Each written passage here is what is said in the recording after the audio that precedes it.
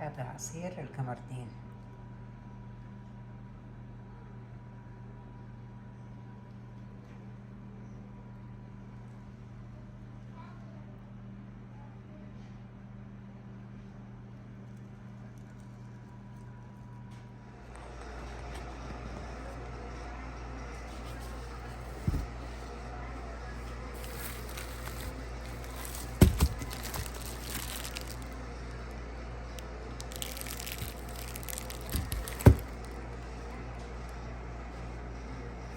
السلام عليكم ورحمة الله وبركاته. اليوم إن شاء الله نسوي عصير القمردين.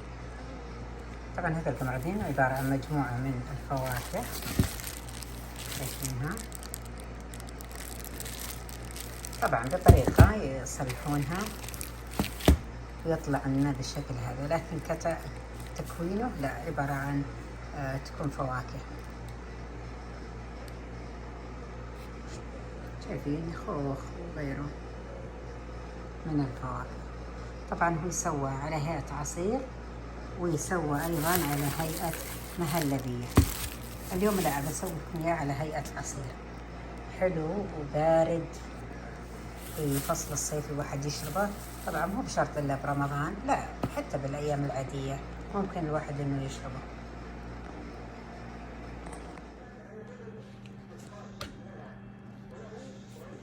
شايفين القمردين نقعته موية حارة بس طارت السنابة، شايفينه؟ نقعته اخليه لحد ما يذوب. طبعا مع الموية حارة بسرعة يذوب ما يطول. بعد ذلك اضربه بالخلاط واضيف له شوي عصير ليمون ولا عصير برتقال ولا شوي مع اضافة شوي سكر. اترك الحين لحد ما يذوب. طبعا يلين شوي لانه لازم اضربه بالخلاط. اضيف سكر واضيف عصير البرتقال وارجع اخلط مع بعض بالخلاط واحطه في الثلاجة لحد وقت ان شاء الله الشرب.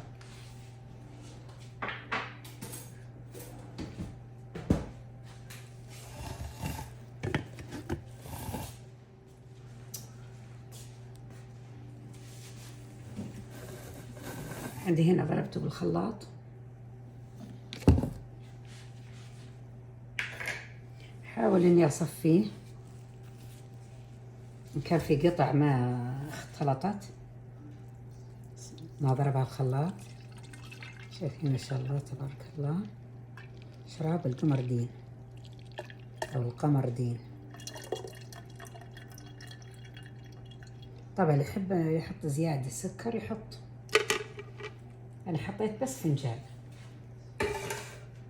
اللي يبي يحط على رغبتكم. طبل هيك وعلى البراد، سهل وبسيط وممكن البنات الصغار يصلحونه، يتعودون يشاركون مع امهاتهم في المطبخ.